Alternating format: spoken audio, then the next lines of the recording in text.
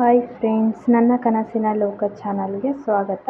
So ಇವತ್ತಿನೊಂದು ವಿಡಿಯೋದಲ್ಲಿ ನಾನು ನಿಮಗೆ ಈ ಮೆಜರ್ಮೆಂಟ್ ಟೇಪಲ್ಲಿ ಯಾವ ರೀತಿ ಕಾಲು ಭಾಗಕ್ಕೆ ಯಾವ ರೀತಿ ಮಾರ್ಕ್ ಮಾಡಬೇಕು, ಮುಕ್ಕಾಲು ಭಾಗಕ್ಕೆ ಯಾವ ರೀತಿ ಮಾರ್ಕ್ ಮಾಡಬೇಕು, ಪಾಯಿಂಟ್ಸ್ ಅಂದರೆ ಏನು, ಪಾಯಿಂಟ್ಸ್ ಇಲ್ಲಿ ನಮಗೆ ಮಾರ್ಕ್ ಮಾಡಬೇಕು ಅಂತ ತುಂಬ ಜನಕ್ಕೆ ಗೊತ್ತಿರಲ್ಲ. ಸೊ ತುಂಬ ಜನಕ್ಕೆ ಗೊತ್ತಿರುತ್ತೆ, ಬಟ್ ಈ ಬಿಗಿನರ್ಸ್ಗಳಿಗೆ ಗೊತ್ತಿರಲ್ಲ. ಸೊ ಅದ್ರ ಬಗ್ಗೆ ನಾನು ನಿಮಗೆ ಇವತ್ತು ಹೇಳ್ಕೊಡ್ಬೇಕು ಅಂತ ಅಂದ್ಕೊಂಡಿದ್ದೀನಿ. ಇವತ್ತಿನ ಕ್ಲಾಸಲ್ಲಿ ನೋಟ್ಸ್ನ ಬರೆಸ್ತಾ ಇದ್ದೀನಿ ಅದ್ರ ಬಗ್ಗೆ. ಸೊ ವಿಡಿಯೋನ ಸ್ಟಾರ್ಟ್ ಮಾಡೋಕ್ಕೂ ಮುಂಚೆ ಯಾರೆಲ್ಲ ನನ್ನ ವಿಡಿಯೋನ ಫಸ್ಟ್ ಟೈಮ್ ನೋಡ್ತಾ ಇದ್ದೀರಾ, ಪ್ಲೀಸ್ ನನ್ನ ಚಾನಲ್ಗೆ ಸಬ್ಸ್ಕ್ರೈಬ್ ಆಗಿ, ಪಕ್ಕದಲ್ಲೇ ಇರೋ ಬೆಲ್ ಬಟನ್ನ ಕ್ಲಿಕ್ ಮಾಡಿ, ಅಲ್ಲಿ ಹಾಲ್ ಅಂತ ಸೆಲೆಕ್ಟ್ ಮಾಡ್ಕೊಳ್ಳಿ. ಹಾಲ್ ಅಂತ ಸೆಲೆಕ್ಟ್ ಮಾಡ್ಕೊಳ್ಳೋದ್ರಿಂದ ನಿಮಗೆ ನಾನು ಮಾಡೋ ನೆಕ್ಸ್ಟ್ ವಿಡಿಯೋ ನೋಟಿಫಿಕೇಷನ್ ಬಂದು ತಲುಪುತ್ತೆ. ನೀವು ಎಲ್ಲೂ ಸರ್ಚ್ ಮಾಡದೆ ನನ್ನ ವಿಡಿಯೋನ ನೋಡ್ಬೋದು. ಫ್ರೆಂಡ್ಸ್, ಬನ್ನಿ ಇವತ್ತಿನ ಕ್ಲಾಸ್ನ ಸ್ಟಾರ್ಟ್ ಮಾಡೋಣ. Measurement tape. ಸೊ ನೋಡಿ, ಮೆಜರ್ಮೆಂಟ್ ಟೇಪ್ ಬಂದು ಈ ಥರ ಇರುತ್ತೆ. ಸೊ ಟೈಲರಿಂಗ್ ಮಿಷಿನ್ ಇರೋರ ಮನೆಯಲ್ಲಿ ಎಲ್ಲರ ಮನೆಯಲ್ಲೂ ಮೆಜರ್ಮೆಂಟ್ ಟೇಪ್ ಅನ್ನೋದು ಇದ್ದೇ ಇರುತ್ತೆ. ಸೊ ಮೆಜರ್ಮೆಂಟ್ ಟೇಪ್ ಬಂದು 60 ಇಂಚ್ವರೆಗೂ ನಮಗೆ ಸಿಗುತ್ತೆ. ಇದು ಬಂದು ಸೆಂಟಿಮೀಟರ್, ಈ ಕಡೆ ಎಲ್ಲ ಸೆಂಟಿಮೀಟರ್ ಕೊಟ್ಟಿರ್ತಾರೆ. ಸೊ ಇದು ಬಂದು ಇಂಚಸ್ಸು. ನಾವು ಇದನ್ನು ನೋಡ್ಕೊತೀವಿ ಟೈಲರಿಂಗ್ ಮಾರ್ಕ್ನ ಮಾಡ್ಕೊಳ್ಳೋಕ್ಕೆ. ಈ ಇಂಚಸ್ ಅನ್ನೋದನ್ನ ಬಳಸ್ಕೊಂಡು ನಾವು ಟೈಲರಿಂಗ್ನ ಕಲಿತು ಮಾಡ್ತೀವಿ. ಸೊ ಬನ್ನಿ ಈಗ ತೋರಿಸ್ತೀನಿ ನಿಮಗೆ. ಇಂಚು ಅಂದರೆ ಒಂದು ಇಂಚು ಅಂದರೆ ಎಷ್ಟು ಬರುತ್ತೆ, ಮತ್ತು ಅರ್ಧ ಅಂದರೆ ಎಷ್ಟು, ಕಾಲು ಅಂದರೆ ಎಷ್ಟು, ಮುಕ್ಕಾಲು ಅಂದರೆ ಎಷ್ಟಕ್ಕೆ ನಾವು ಈ ಟೇಪಲ್ಲಿ ಮಾರ್ಕ್ ಮಾಡ್ಕೋಬೇಕು ಅಂತ ಹೇಳ್ಕೊಡ್ತೀನಿ. ಸೊ ಫಸ್ಟ್ ಬಂದು ನೀವೊಂದು ಗೆರೆ ಎಳ್ಕೊಳ್ಳಿ. ನೋಟ್ಸಲ್ಲಿ ಈ ರೀತಿ ಒಂದು ಗೆರೆ ಎಳ್ಕೊಳ್ಳಿ. ಸೊ ಇಲ್ಲಿ ಇವಾಗ ಎಕ್ಸಾಂಪಲ್ ನಿಮಗೆ ತೋರಿಸ್ತೀನಿ. ಟೇಪಲ್ಲಿ ನೋಡಿ, ಈಗ 1 ಇಂಚ್ ಆಗಬೇಕು ಅಂದರೆ ಫಸ್ಟು ಇಲ್ಲಿ ಕಾಣಿಸಲ್ಲ ಅಂತ ಇಲ್ಲಿ ತೋರಿಸ್ತಾ ಇದ್ದೀನಿ.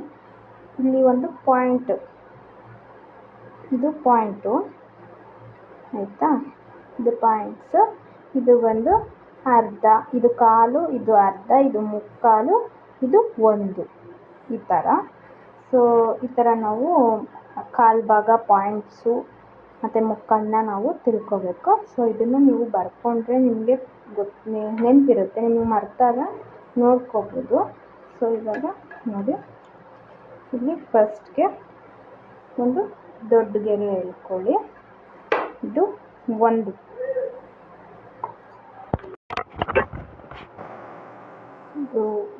ಇಂಚ್ ಆಯ್ತಲ್ವ. ಇವಾಗ ಸೆಕೆಂಡ್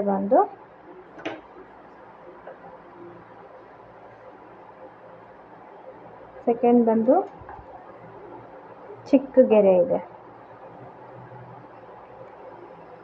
ಇದು ಬಂದು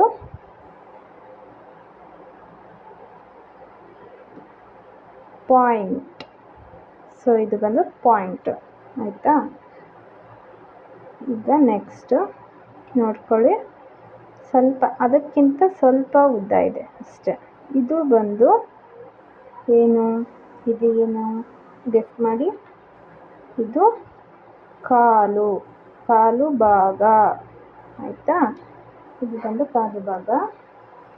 ನೆಕ್ಸ್ಟ್ ಬಂದು ಮತ್ತೆ ಪಾಯಿಂಟ್ ಅನ್ನೋದು ಬರುತ್ತೆ. ಇದು ಪಾಯಿಂಟ್.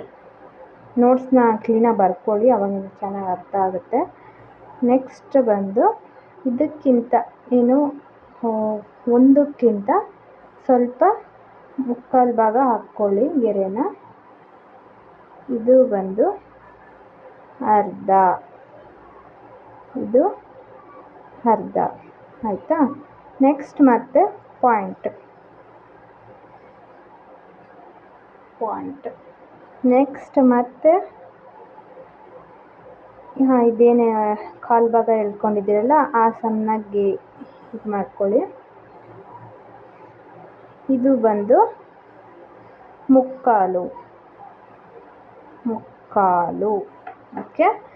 ನೆಕ್ಸ್ಟ್ ಮತ್ತೆ ಒಂದು ಪಾಯಿಂಟ್ ಬರುತ್ತೆ. ನೋಡ್ಕೊಳ್ಳಿ ಎಷ್ಟು ಪಾಯಿಂಟ್ಸ್ ಇದೆ ಅಂತ. 1 2 3 4 ಪಾಯಿಂಟ್ಸ್. 1 ಇಂಚಿಗೆ 4 ಪಾಯಿಂಟ್ಸ್ ಇರುತ್ತೆ. 1 ಕಾಲು, 1 ಮುಕ್ಕಾಲು, 1 ಅರ್ಧ. ಆಯಿತಾ? ಸೊ ಇದು ಬಂದು 2. ಇಲ್ಲಿ ನೋಡಿದ್ರೆ 1 ಇಂಚು 2 ಇಂಚು. ಸೊ ಇಷ್ಟು ನಮಗೆ ಕಾಲು ಮುಕ್ಕಾಲು ಅನ್ನೋದು ಗೊತ್ತಾಗುತ್ತೆ. ನೋಡ್ಕೊಳ್ಳಿ, ನಾನು ಕ್ಲೀನಾಗಿ ತೋರಿಸ್ತಾ ಇದ್ದೀನಿ ಇವಾಗ. ಇದು ಬಂದು 1 ಅಂತ ಇಟ್ಕೊಳ್ಳಿ. ಸೊ ಇದು ಬಂದು ಪಾಯಿಂಟ್. ನೋಡಿ ಇಲ್ಲಿ ತೋರಿಸ್ತೀನಿ. ಇದು 1, ಇದು ಪಾಯಿಂಟ್. ಇದು ನೋಡಿ ಕ್ಲೀನಾಗಿ ಕಾಣಿಸ್ಲಿಲ್ಲ. 1 ಪಾಯಿಂಟ್ ಕಾಲು ಭಾಗ, ಇದು ಪಾಯಿಂಟ್, ಇದು ಅರ್ಧ, ಮತ್ತು ಪಾಯಿಂಟ್, ಇದು ಮುಕ್ಕಾಲು, ಇದು ಪಾಯಿಂಟ್, ಇದು 2. ಈ ಥರ ನೀವು ಬರ್ಕೊಂಡಿಟ್ಕೊಂಡ್ರೆ ನಿಮಗೆ ಗೊತ್ತಾಗುತ್ತೆ. ಆಯಿತಾ ಫ್ರೆಂಡ್ಸ್? ಈ ಥರ ನೀವು ನೋಟ್ಸ್ನ ಬರ್ಕೊಳ್ಳಿ.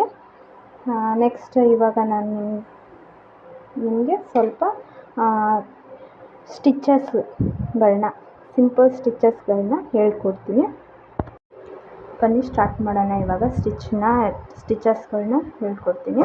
ಸೊ ಫ್ರೆಂಡ್ಸ್, ಯಾವುದೇ ಒಂದು ಸ್ಟಿಚ್ನ ಹಾಕ್ತಾಯಿದ್ದೀವಿ ಅಂದಾಗ ನಾವು ಫಸ್ಟು ರಫ್ ಹಾಕೋದನ್ನ ಮರಿಬೇಡಿ.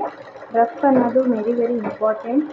ಸೊ ರಫ್ ಹಾಕೋದನ್ನ ಬಿಟ್ರಿ ಅಂದರೆ ನಾವು ಮುಂದೆ ಹೊಲ್ಕೋತಾ ಹೋದಂಗೆ ಅದು ಹಿಂದೆ ಬಿಚ್ಕೋತಾ ಹೋಗುತ್ತೆ. ಸೊ ಅದಕ್ಕೋಸ್ಕರ ಮೇನ್ ಇಂಪಾರ್ಟೆಂಟ್ ರಫ್ ಅನ್ನೋದು ನೀವು ಎಲ್ಲಿ ಸ್ಟಾರ್ಟ್ ಮಾಡಿರ್ತೀರೋ ಅಲ್ಲಿ ಹಾಕಬೇಕು. ನೆಕ್ಸ್ಟ್ ನೀವು ಎಲ್ಲಿ ಸ್ಟಾಪ್ ಮಾಡ್ತೀರೋ ಅಲ್ಲಿ ಕೂಡ ರಫ್ ಅನ್ನೋದು ಹಾಕಬೇಕು. ಸೊ ಏನಿಲ್ಲ, ಪುಟ್ನ ಮೇಲೆ ಎತ್ತಿ ಹಿಂದಕ್ಕೆ ಮುಂದಕ್ಕೆ ಹಾಕಿದ್ರೆ ಆಯಿತು, ರಫ್ ಅನ್ನೋದು ಆಗುತ್ತೆ. ಸೊ ನೋಡಿ, ಈ ಥರ ನೀವು ಒಂದು 10 ಸರಿ ಪ್ರಾಕ್ಟೀಸ್ ಮಾಡಿ ಸ್ಟ್ರೇಟ್ ಲೈನ್ನ ಹಾಕೋದನ್ನ. ನೆಕ್ಸ್ಟ್ ಬಂದು ಸ್ಕ್ವೇರ್ ಟೈಪು. ನೋಡಿ, ಈಗ ನಾವು ಯಾವ ರೀತಿ ತಿರುಗಿಸ್ಬೇಕು ಬಟ್ಟೆನ ಅನ್ನೋದು ಗೊತ್ತಿರಲ್ಲ, ಯಾವ ರೀತಿ ನಾವು ಶೇಪ್ ತೆಗಿಬೇಕು ಅನ್ನೋದು ಗೊತ್ತಿರಲ್ಲ ಕೆಲವರಿಗೆ, ಬಿಗಿನರ್ಸ್ಗಳಿಗೆ. ಅದಕ್ಕೋಸ್ಕರ ಸೊ ನಾನೆಲ್ಲ ಏನೇನು ಹೇಳ್ಕೊಡ್ತಿದ್ದೀನಿ ಫಸ್ಟಿಂದ ನೀವು ಕ್ಲೀನಾಗಿ ಕಲ್ತ್ರಿ ಅಂದರೆ ನೀವು ಒಂದು ಒಳ್ಳೆ ಟೈಲರ್ ಆಗ್ತೀರಾ. ಯಾವುದೇ ಕಾರಣಕ್ಕೂ ಮಿಸ್ ಮಾಡದೆ ಎಲ್ಲ ಪ್ರಾಕ್ಟೀಸ್ ಮಾಡಿ. ಇದೆಲ್ಲ ಬೇಸಿಕ್ಕು. ಫಸ್ಟ್ ಇದನ್ನು ಕಲ್ತ್ರೇ ನೀವು ಬ್ಲೌಸ್ ಹೊಲಿದಾಗ ಅಲ್ಲಿ ಫಿನಿಶಿಂಗ್ ಅನ್ನೋದು ಕರೆಕ್ಟಾಗಿ ಬರುತ್ತೆ. ಸೊ ಅದಕ್ಕೋಸ್ಕರ ಮೊದಲಿಂದ ನೀವು ಇದನ್ನೆಲ್ಲ ಕಲ್ತ್ಕೊಳ್ಳಿ. ಸೊ ನೋಡಿ, ಈ ಥರ ಒಂದು ಶೇಪ್ ಹಾಕ್ಕೊಳ್ಳಿ. ನೋಡಿ, ಇಲ್ಲಿ ನಾನು ಯಾವ ರೀತಿ ಹಾಕ್ಕೊಂಡಿದ್ದೀನಿ ಆ ಥರ ಶೇಪ್ ಹಾಕ್ಕೊಳ್ಳಿ. ಇಲ್ಲಿ ನೀವು ಏನು ನೋಡಬೇಕು ಅಂದರೆ, ನಾವು ಹಾಕಿರೋ ಏನು ಮಾರ್ಕ್ ಇದೆಯಲ್ಲ, ಅದು ನಮ್ಮ ಇಲ್ಲಿ ಗ್ಯಾಪ್ ಏನಿದೆಯಲ್ಲ ಫುಟ್ಟಲ್ಲಿ, ಆ ಗ್ಯಾಪ್ ಮಧ್ಯದಲ್ಲಿ ಬರೋ ಥರ ನೋಡಿಕೊಂಡ್ರೆ ಸಾಕು. ಆಯಿತಾ? ನೋಡಿ, ಇವಾಗ ಸ್ಟಾರ್ಟ್ ಮಾಡೋಣ. ನಿಧಾನಕ್ಕೆ ಹೊಡೀರಿ, ಅವಸರ ಏನು ಮಾಡ್ಕೊಳಕ್ಕೆ ಹೋಗಬೇಡಿ. ನೋಡಿ, ಸ್ಟಾಪ್ ಮಾಡಿ.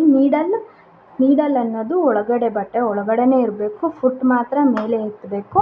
ಬಟ್ಟೆನ ಈ ಥರ ತಿರುಗಿಸ್ಬೇಕು. ಆಯಿತಾ? ರೊಟೇಟ್ ಮಾಡಬೇಕು ಬಟ್ಟೆನ, ಮತ್ತು ಫುಟ್ನ ಕೆಳಗಡೆ ಇಳಿಸ್ಬೇಕು. ಆಯಿತಾ? ನೋಡ್ಕೊಳ್ಳಿ ಕ್ಲೀನಾಗಿ.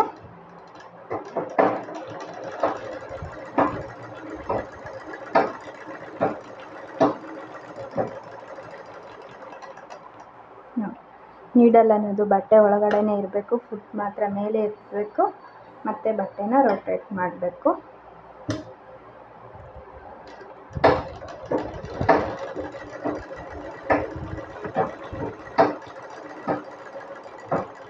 ತುಂಬ ಜನಕ್ಕೆ ಕಲಿಬೇಕು ಅಂತ ಆಸೆ ಇರುತ್ತೆ, ಬಟ್ ಕಲೀಲಿಕ್ಕೆ ಮನೆಯಲ್ಲಿ ಆಚೆ ಕಳಿಸಲ್ಲ. ಹಾಗಾಗಿ ಅಂಥವರು ನನ್ನ ವಿಡಿಯೋನ ನೋಡಿಕೊಂಡು ಆರಾಮಾಗಿ ನೀವು ಟೈಲರಿಂಗ್ನ ಮನೆಯಲ್ಲೇ ಕೂತ್ಕೊಂಡು ಕಲಿಬೋದು.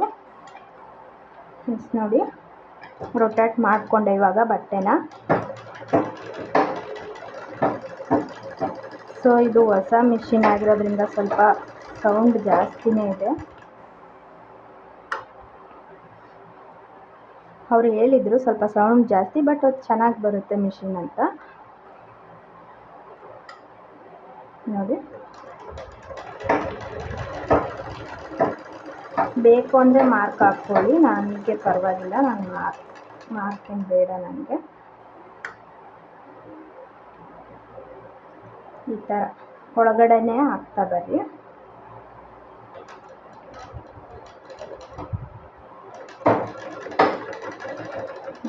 ನಿಲ್ಲಿಸ್ಬೇಕು, ಆವಾಗಲೇ ಬಟ್ಟೆ ಮುಂದೆ ಹೋಗೋದು. ಅವಸರ ಮಾಡ್ಕೋಬೇಡಿ, ನಿಧಾನಕ್ಕೆ ಮಾಡಿ ಕಲೀರಿ, ನಿಧಾನಕ್ಕೆ ಪ್ರಾಕ್ಟೀಸ್ ಮಾಡಿ, ಬರುತ್ತೆ ಶೇಪ್ ತೆಗಿಯೋದು.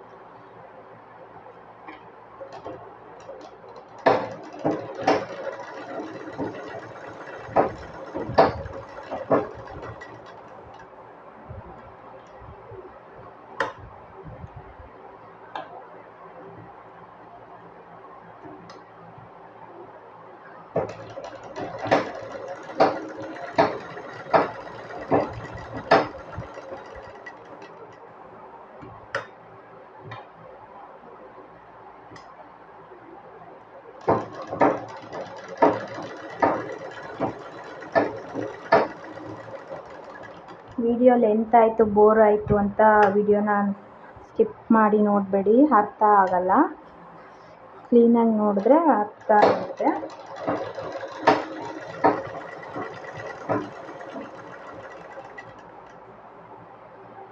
ಸೊ ಫ್ರೆಂಡ್ಸ್, ನಾನು ಇಲ್ಲಿಗೆ ಸ್ಟಾಪ್ ಮಾಡ್ತೀನಿ. ಇದನ್ನು ನೀವು ಫುಲ್ಲು ಕವರ್ ಮಾಡಿಕೊಂಡು ಎಷ್ಟು ಆಗುತ್ತೋ ಅಷ್ಟು ಪ್ರಾಕ್ಟೀಸ್ ಮಾಡಿ. ಆವಾಗ ನಿಮಗೆ ಹೊಲಿಗೆ ಹಾಕುವಾಗ ಹಂಗೆ ಎಲ್ಲೆಲ್ಲಿ ಪಾಯಿಂಟ್ಸ್ ಬರುತ್ತೋ ಆವಾಗ ರೊಟೇಟ್ ಮಾಡೋಕ್ಕೆ ಈಸಿ ಅನಿಸುತ್ತೆ.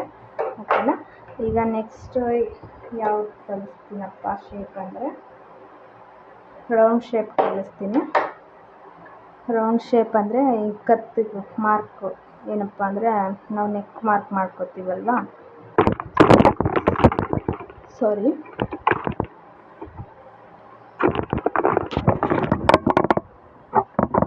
ಕಾಣಿಸ್ತಿದೆ ಅಲ್ವಾ, ಈ ಥರ ಒಂದು ಮಾರ್ಕ್ ಮಾಡ್ಕೊಳ್ಳಿ.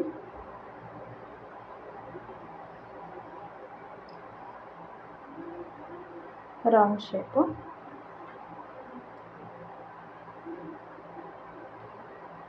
ಎಷ್ಟು ಸಾಧ್ಯ ಆಗುತ್ತೋ ಅಷ್ಟು ಪ್ರಾಕ್ಟೀಸ್ ಮಾಡಿ ಫ್ರೆಂಡ್ಸ್. ಪ್ರಾಕ್ಟೀಸ್ ಅನ್ನೋದು ಮೇನ್ ಇಂಪಾರ್ಟೆಂಟ್. ಏನೇ ಒಂದು ನೀವು ಕಲಿಬೇಕು ಅಂತ ಇದ್ದರೆ ಅದನ್ನು ಪ್ರಾಕ್ಟೀಸ್ ಮಾಡಿದ್ರೇ ಬರೋದು, ಒಂದೇ ಸರಿ ಯಾವುದು ಬರಲ್ಲ. ಸೊ ಇವಾಗ ನೋಡ್ಕೊಳ್ಳಿ,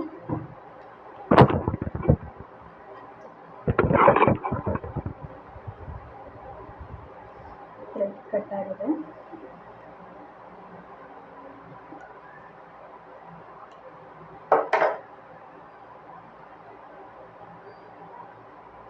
ಫ್ರೆಂಡ್ಸ್, ವಿಡಿಯೋ ನೋಡಿ ವಿಡಿಯೋ ಹೇಗಿತ್ತು ಅಂತ ಕಮೆಂಟ್ ಮಾಡಿ. ಕಮೆಂಟ್ ಬರ್ತಾನೆ ಇಲ್ಲ, ನನಗೂ ವಿಡಿಯೋ ಮಾಡೋಕ್ಕೆ ಖುಷಿ ಇರುತ್ತೆ ಕಮೆಂಟ್ಸ್ ಅನ್ನೋದನ್ನ ಹಾಕಿದ್ರೆ. ಸೊ ಕಲಿಯೋರಿಗೂ ಯೂಸ್ ಆಗುತ್ತೆ. ವಿಡಿಯೋ ಯಾರೇ ನೋಡಿದ್ರು ಒಂದು ಕಮೆಂಟ್ ಹಾಕಿ, ಏನು ಅನ್ನಿಸ್ತು ನಿಮಗೆ ಅನ್ನೋದನ್ನು ನಿಧಾನಕ್ಕೆ ಹಾಕಿ, ಮೂರೇ ಹೊಲಿಗೆ ಹಾಕಿ, ಆಯಿತಾ? ಏನು ಅರ್ಜೆಂಟ್ ಮಾಡ್ಕೋಬೇಡಿ.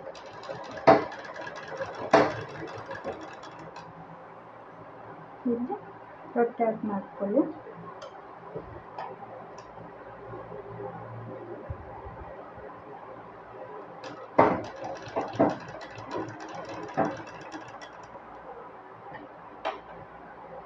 ಬಟ್ಟೆನ ಈ ಥರ ತಿರುಗಿಸ್ಕೋಬೇಕು.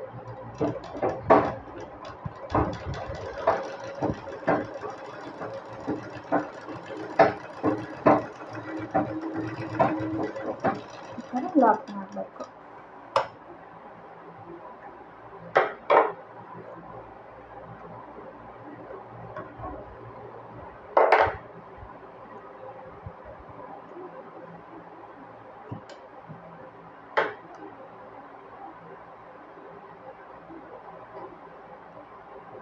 ಈ ಥರ ರೌಂಡ್ ಶೇಪ್ನ ಪ್ರಾಕ್ಟೀಸ್ ಮಾಡಿ.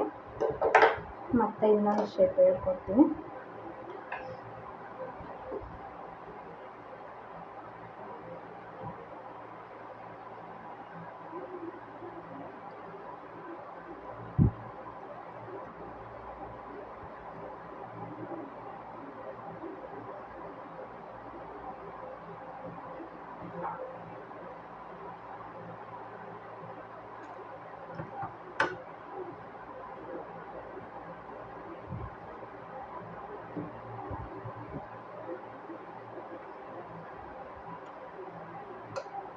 ನಾವು ನೋಡ್ಕೋಬೇಕಾಗಿರೋದು ಈ ಗ್ಯಾಪಲ್ಲಿ ಗ್ಯಾಪ್ ಮಾತ್ರ ನೋಡಬೇಕು ನಾವು.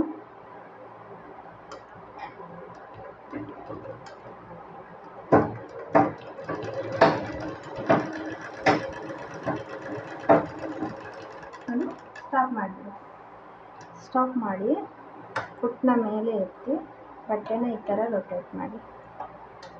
ಈ ಪಾಯಿಂಟ್ ನೋಡಿ, ಈ ಪಾಯಿಂಟ್ಗೆ ಬರೋ ಥರ ಸ್ಟ್ರೇಟಾಗಿ ಇಟ್ಕೊಳ್ಳಿ.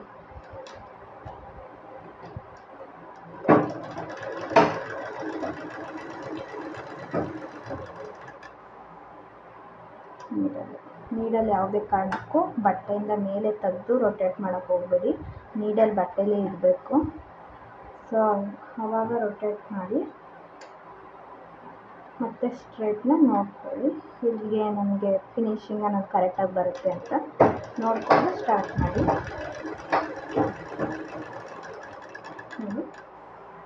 ನೀರಲ್ಲಿ ಮೇಲೆ ಬಂತು ಅಂದರೆ ನಿಮಗೆ ವಿಲ್ನ ಒಂದ್ಸಲ ತಿರುಗಿಸಿದ್ರೆ ಆಯಿತು. ಒಂದು ಸ್ವಲ್ಪ ಬಟ್ಟೆ ಒಳಗಡೆ ನೀರಲ್ಲಿ ಹೋಗುತ್ತೆ ನೋಡಿ.